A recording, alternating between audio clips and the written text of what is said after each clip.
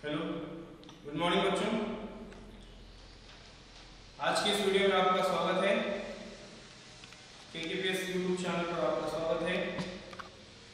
आज हम आपकी हिंदी की पाठ्यपुस्तक दूरवा भाग 1 उसका 14वां पाठ पढ़ेंगे, जो कि कविता पाठ है। कविता का शीर्षक है फूल। कविता का शीर्षक है फूल। इस कविता को कवि दिनेश कुमार जी ने लिखा है। तो कविता आज हम पढ़ेंगे। कविता के बारे में किस तरह का वर्णन कवि ने इस कविता में किया है वो आज हम पढ़ेंगे। देखिए, कविता का शीर्षक फूल है, तो फूल आप सबको पसंद होते हैं या हर एक व्यक्ति को फूल पसंद होते हैं। कौन ऐसा संसार में है, दुनिया में है, जिसे फूल नहीं पसंद होते? अलग अलग प्रकार के फूल होते हैं, अलग अलग प्रकार के तरह तरह के फूल होते हैं जो बगीचे की खूबसूरती को, सुंदरता को और बढ़ाते हैं। तो ऐसे फूल इस कविता का जो वर्णन कवि ने इस कविता में किया है, कविता की फूल की विविधताओं का वर्णन कविता में किया है कवि दिनेश कुमार, उन्होंने इस कविता को लिखा है। तो कविता को पढ़ने से पहले कवि दिनेश कुमार जी के जीवन के बारे में, उनके जीवन के बारे में आज हम पहले जानेंगे। तो कवि दिनेश कुमार एक हिंदी साहित्य में एक कवि हैं, लेखक भी हैं, जिन्होंने की भारतीय फिल्म इंडस्ट्री में निर्देशक का भी काम किया। तो कवि दिनेश कुमार,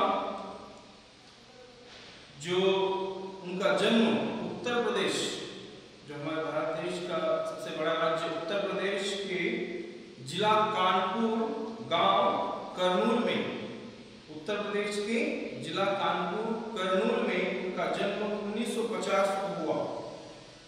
1950 में उनका जन्म हुआ और दिनेश कुमार जी ने कुछ प्रमुख कृतियां लिखी हैं। प्रमुख कृतियां वो हैं जैसे कि समय का चक्र, ये उनकी प्रमुख कृति है। साथ ही कभी तो खुले कपाट, कथा कविता संग्रह आदि उनकी कविताएं, कविता संग्रह प्रसिद्ध हैं। इनकी प्रचलित कविताएं हैं, दिनेश कुमार जी की प्रचलित कविताएं। जिस तरह से फूल एक कविता है, उसकी तरह अन्य भी प्रचलित कविताएं हैं। वो है बाजी लगी प्रेम की, उसके बाद जीत का हार, सर्वस्व, कोहरा, भीतर की बात, ये कविताएं उनकी प्रचलित कविताएं हैं दिनेश कुमार जी की। तो उन्हीं में से एक कविता जो फूल कविता है, उस कविता के बारे में आज हम जानेंगे। तो प्रस्तुत कविता में कवि ने फूल की अलग अलग विशेषताओं का, प्रस्तुत कविता फूल, इस कविता में कवि ने फूल की अलग अलग विशेषताओं के बारे में, विभिन्न विशेषताओं के बारे में उसका वर्णन किया है। साथ ही कवि ने इस कविता में कवि ने फूलों, तितलियों, भंवरों आदि से युक्त बगीचे का, सुंदर बगिया का अत्यंत सजीवता के साथ प्रभावी भाषा शैली में इस कविता में उन्होंने उसका वर्णन किया है। तो आज हम उन्हीं की कविता पढ़ने जा रहे हैं, जिसका शीर्षक है, जिसका नाम है फूल।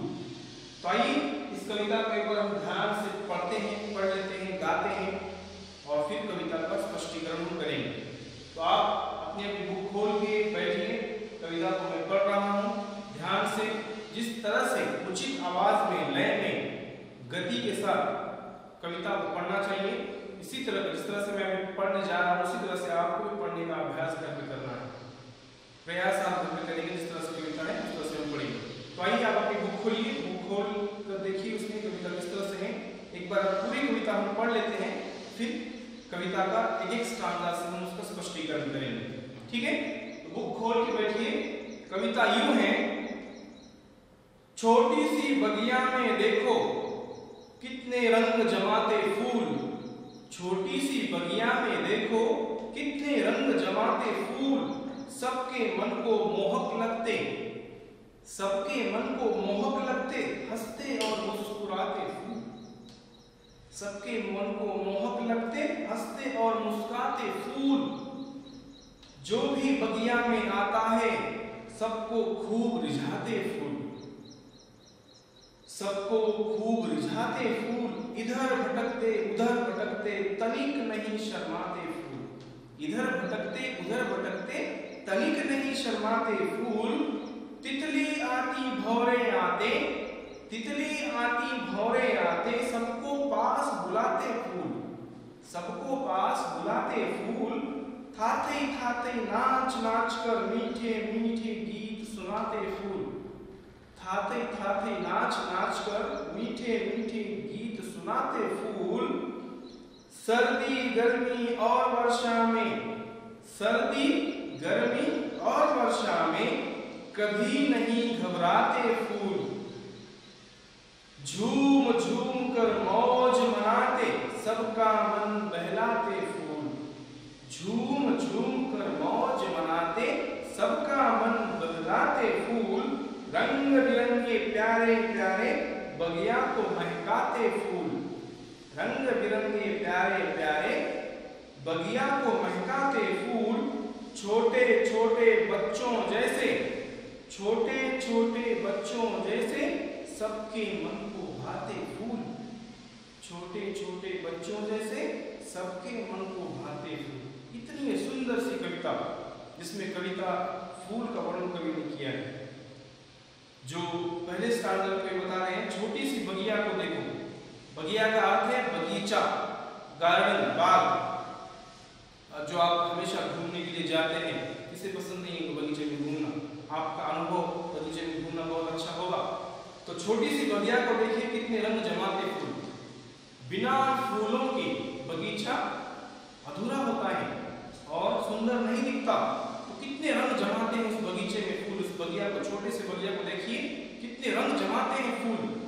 ऐसे कवि इस कविता में बता रहे हैं, सबके मन को मोहक लगते, सबके मन को मोहक लगते हैं, आकर्षित करते हैं, आपकी ओर अट्रैक्ट करते हैं फूलों की ओर, सबके मन को मोहक लगते हैं, बहुत सुंदर दिखते हैं।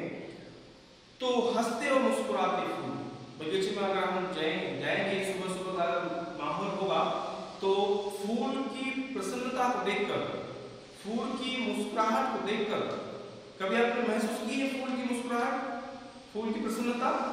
अगर की होगी तो आपको उसका अनुभव आया होगा। फूल की प्रसन्नता, अगर हम फूल को देखेंगे तो उससे हम प्रसन्न हो जाते हैं, फूल को देखकर ही हम प्रसन्न होते हैं। वाह वाह कहते हैं हम, जब फूल को देखते हैं, वाह कितना सुंदर, कितना ब्यूटीफुल है, ऐसा हम हमारे मुंह से अपने आप शब्द निकलते हैं, आपके भी निकले होंगे। देखिए हमारे बगीचे, हमारे स्कूल में भी नीचे जो बगीचा है, गार्डन है, वहां पर भी सुंदर सुंदर फूल है। आप रोज आते जाते समय देखते होंगे कितने सुंदर सुंदर फूल है, देखते होंगे ना? हाँ।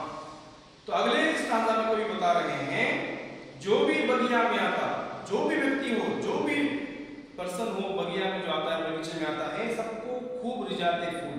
रिझाना का अर्थ है प्रसन्न करता, प्रसन्न करना, खुश करना, सबको प्रसन्न करते हैं फूल। हर एक व्यक्ति को, कितना भी दुखी व्यक्ति उस बगीचे में जाए, अगर वो फूल को देखेगा तो प्रसन्न होगा, उस व्यक्ति को रिझाएगा, दुखी व्यक्ति को भी, तो सबको, चाहे गरीब हो, चाहे अमीर हो, चाहे छोटा हो, चाहे बूढ़ा हो, औरत हो, आदमी हो, बच्चा हो, बच्ची हो, सबको कहा गया है कवि ने यहाँ पर, सबको रिझाते फूल, प्रसन्न करते हैं।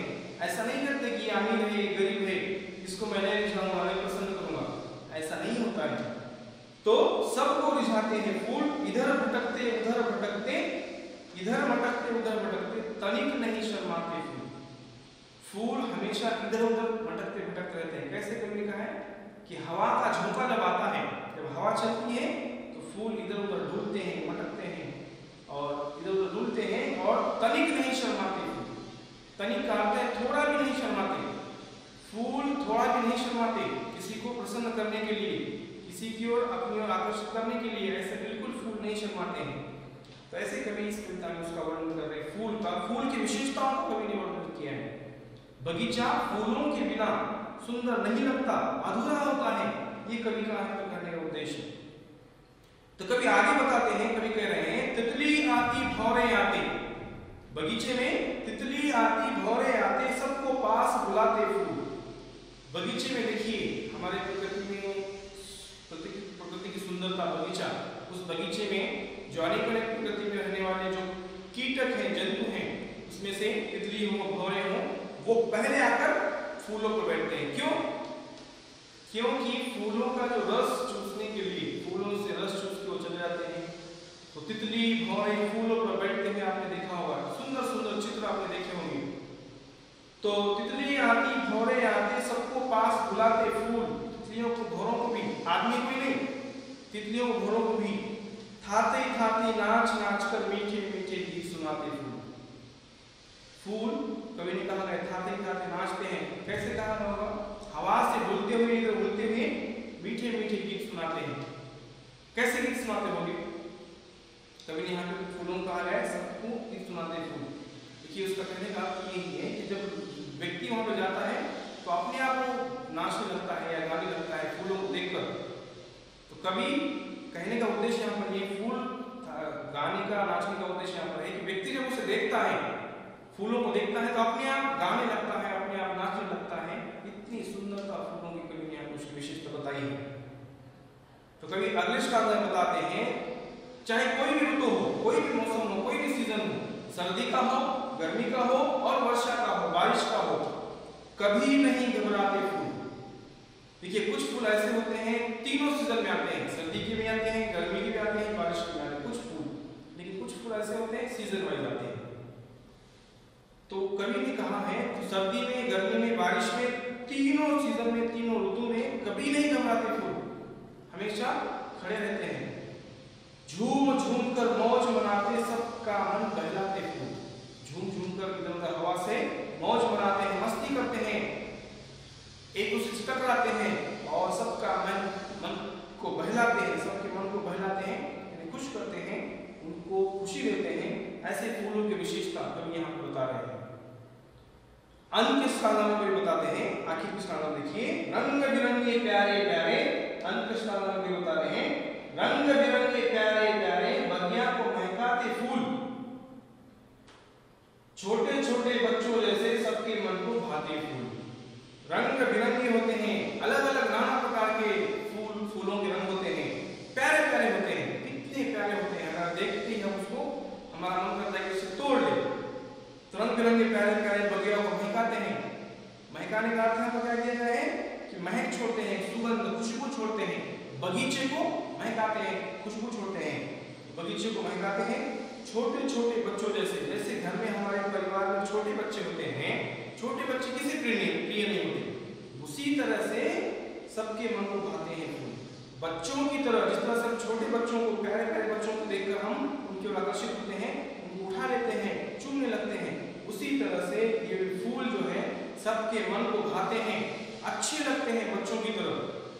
ये सब विशेषताएं कवि फूल के बारे में, विशेषताएं कवि ने इसमें बताई हैं।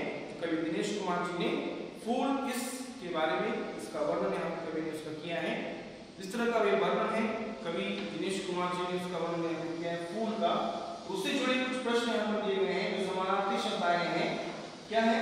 शब्दार्थ कविता में जो आए हैं कठिन। बगिया का अर्थ है छोटा बगीचा, रंग जमाना, प्रभावित करना, रिझाना, प्रसन्न करना, मटकना, नृत्य की मुद्रा में सिर हिलाना, फूल जैसे देखिए डुलते हैं, हिलते हैं, और फिर भाना, अच्छा लगना। ये है शब्दार्थ इस कविता में आए हैं। इस शब्द कविता का भावार्थ कवि ने यहाँ पे बताया है। भावार्थ, क्या भावार्थ है वो हम पढ़ेंगे एक बार। देखिए कविता का भावार्थ है, इस कविता में फूल की सुंदरता का वर्णन किया गया है। कवि ने इस कविता में फूल की सुंदरता का वर्णन किया है। फूलों के कारण बगिया बहुत सुंदर दिखाई देते हैं। जो भी व्यक्ति बगीचे में आता है, सुंदर सुंदर फूलों को देखकर प्रसन्न हो उठता है। हवा के कारण इधर उधर झूमते फूल ऐसे लगते हैं मानो वे सबका स्वागत करने के लिए सिर हिला रहे हो। फूल प्रत्येक ऋतु में प्रसन्न रहते हैं, वे हमें भी यही संदेश देते हैं। रंग बिरंगे प्यारे प्यारे फूल बगीचे में छोटे छोटे बच्चों की तरह सबको अच्छे लगते हैं। यह कविता का भावार्थ है। तो इस तरह से कवि दिनेश कुमार जी ने इस कविता में इसका वर्णन किया है, फूलों की विशेषता का वर्णन किया है। तो आज की इस वीडियो में हम कविता फूल इसके बारे में कवि का हमने जीवन परिचय जाना, कविता को हमने पढ़ा, गाया। जिस तरह से मैंने पढ़ा उसी तरह से आपको पढ़ने का घर पे अभ्यास करना है। कविता को ध्यान से पढ़िए, पढ़कर कविता को समझिए और समझकर जो प्रश्न हम अगले वीडियो में चर्चा करेंगे। देखिए, इससे पहले मैंने आपको कविता पढ़ाई थी और उससे जुड़े कुछ प्रश्न भी दिए थे। जिन बच्चों ने अभी तक वो प्रश्न पूरे नहीं किए हैं, जो वर्कशीट मैंने आपको दी थी अप्रैल में, वो वर्कशीट अभी तक कुछ बच्चों ने पूरी नहीं की है। जिन्होंने पूरी नहीं की, प्लीज वो वर्कशीट पूरी करके मेरे ईमेल आईडी पर भेज दो। और जिन बच्चों ने भेजी है उनको भेजने की आवश्यकता नहीं है, दोबारा भेजने की आवश्यकता नहीं है, उनके लिए अलग से प्रश्न दिए जाएंगे। ठीक है, तो आप जो भी वर्कशीट दी गई है अप्रैल में आपको, वो वर्कशीट को, उन प्रश्नों को जिन बच्चों ने नहीं किया है, इस कविता को ध्यान से पढ़िए, समझिए, इस वीडियो को ध्यान से देखिए और पूरा कीजिए। ठीक है, तो आज हम यही रुकते हैं। अगले जो प्रश्न है वो प्रश्न आप घर पे पूरे कीजिए। छोटे से प्रश्न है, सिर्फ कविता के जो शब्द समानार्थ है उसको मिलाना है और ये आप घर पे कीजिए, आसान है। और ये जो है यहाँ पे कविता की पंक्तियां पूरी करनी है और इस प्रश्न को उत्तर लिखने हैं। ये आप आसानी से घर पे कर सकते हैं, कोई मुश्किल काम नहीं है। तो आज हम यहीं पे रुकते हैं। ये इस वीडियो के माध्यम से आपको मैं यहीं पे रुकते हैं और आज का ये वीडियो हम यहीं पे समाप्त करते हैं। ठीक है, बहुत बहुत धन्यवाद।